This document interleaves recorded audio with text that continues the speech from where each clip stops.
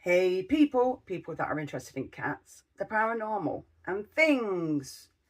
So today I'm doing a rehousing. I did have more that was planned, but unfortunately I just felt absolutely wiped out after Saturday. So I should have done a video yesterday, but like I said, my body just said no. I just did my basic feedings like I do in here every night and then went to bed. And all the teas had been fed and watered anyway, so they were okay. And I just check over everybody before bed. So anyway, enough waffling on. So yeah, I'm doing a rehousing. Now I do have 3 of these. Yes, I do. One's a mature female and the other 2, I haven't a clue what sexes they are at the moment. They are just babies and they're doing their own thing. But this is, I do have a smaller one, but this is the next size up. Now it's in here, it's been in this one for a while. And you can just about see them, let's see, there. Now they are a relatively drier species. And these are the, let's see this, say this properly. And that is the H species Colombian small, which is basically the small pumpkin patch. So they do have bright orange and black colouring on these. So I'm going to take you to the floor and I'm going to show you what I've done with this enclosure. Yes, it's a little bit bigger, but it gives it time to grow. They are a slow growing tarantula and they are a dwarf tarantula. So they do take their time, but that's fine for me. Sometimes I prefer them growing slow because then it gives me time to find things for them for when they get to the size that they need to be. Let's go sit in the room. Anyway, let's go down to the floor and I will show you where I am. Catch you in a minute. I'm back. Now this is the enclosure it's going into. Take the lid off. Now there is an actual hide in there. It was a hide that was done with one of the 3D printers, and it's off the mask, or they call it Loki. So to show you that, and I mostly covered it over and under actually, and you can just about see the eyes there. So the tarantula can go in that way, or it can go, if it wishes, in that way. And there's obviously a small water dish. And there's quite a bit of depth in there, plenty of ventilation holes. So they've got plenty of running around space in there. Because they are a bit skittish, our pumpkin patches. I know that because the one that, the mature female that I've got is one that did a runner from me for months and I managed to catch back. Thank goodness. But anyway, we're going to try and get the this little one in there and hopefully it will all go well, so fingers crossed. Okay, so I am back. Right, so I'll leave this like that and I'm going to put this over, and in theory it's going to run in there. In theory, who says anything goes the way it is planned? So I'm going to take some of these bits out and throw them into something. Hang on a minute, let's put that lid on for a second. And I do have a container that's free, and I can throw bits into it. So, yeah, get my favourite tongs. Yes, I do have favourite tongs.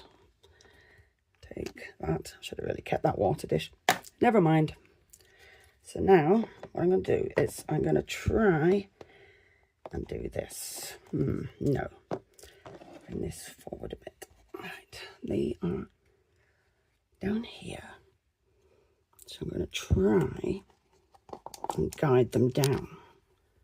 Let's remove some dirt.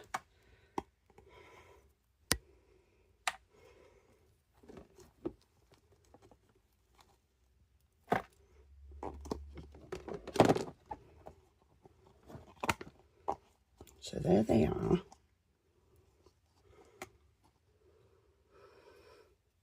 Oh, I'm shaking at the moment. So excuse me, sorry. hopefully if I do that, it will focus. There we go. Right. Zoom out. Let's see if we can get them into this enclosure. Yeah, this is not going to go well because these are fast. Oops. Down you go.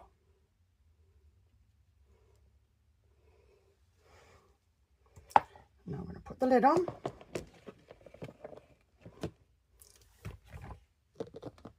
And there we go. I don't know where they've gone. I know they're in here, so watch them go in. They're at the back. Here. Let's move this round. That's where they are. That's why I did that with the cover. So do that. And do that. Yes, they've got loads of room in there, but guess what? They can bury to their heart's content. They've got loads of room. They can hide underneath that hide, and they will eventually when they settle down.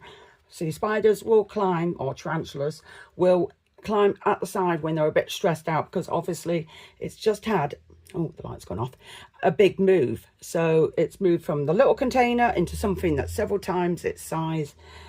But even if it goes to even any movement at all, it does stress them out, it does upset them, so they will climb up the side, because naturally this, and the light's back on again, they will bury, and other times will stay on top. So it's basically doing what's natural at the moment. Once it's calmed down, it will just do its normal thing and go and hide, and then be waiting for food when it's food time. So all in all, that was a very, very successful rehousing for something that's normally fast as fudge. Now, this is rubbish at the moment, so I will make a new label for this one. So, anyway, on to the next one. So, in here is a Pentaloris. You can just about see them. Again, they're the same colours as the pumpkin patch, but obviously a different pattern. There's the stripes, whereas pumpkin patches are more like, I don't know, like squares or something. The difference is these are more climbers. They're more arboreal. They will go down a little bit down in their substrate, but majority of the times they're on top. So I will show you their house to be, or enclosure. So they've got something to climb on, a bit of corkbark, water dish, which will probably get buried in loads of substrate. Nothing unusual there. Now, like I said, they are climbers. These are another type of dwarf species. So again, fast. Yeah, the joys. So you always make sure you got catch cups and everything close by. Otherwise, you will be sprinting after a fast little so-and-so. So let's see if we can do this without any problems.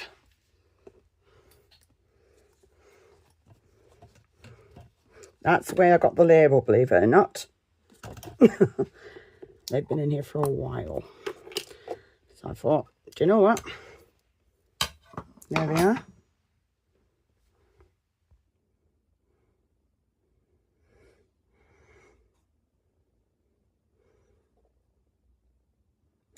Thought it was about time they moved home. So let's see how this goes. I might be able to pick up this corkbark.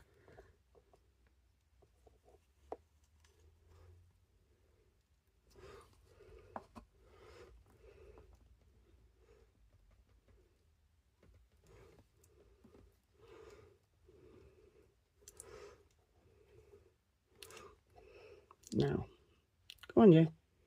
Off you go.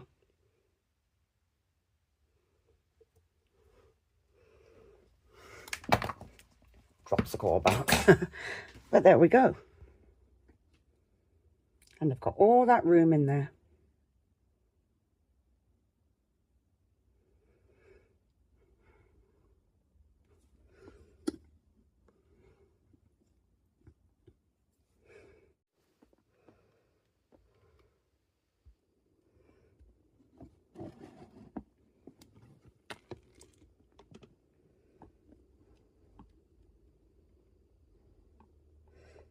This is the bigger type of pumpkin patch.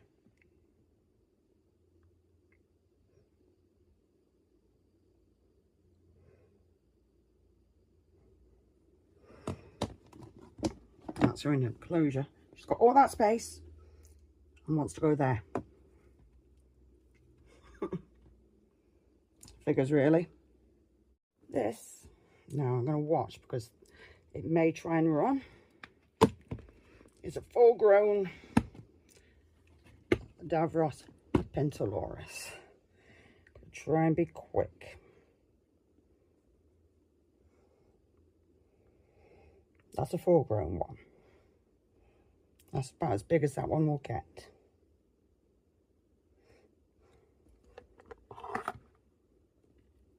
So now it's going to go and hide from the light. Chances are I'll put it in something a little bit bigger, but it's done really well in this enclosure. There you go, the light's back on again. So what do you think? I think it actually went really, really well.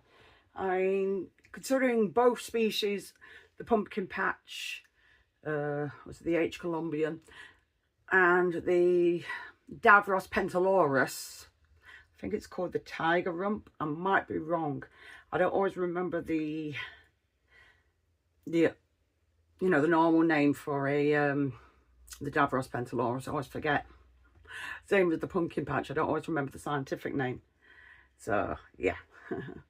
And then obviously then there's different names for the different sizes of pumpkin patch, because one's the H.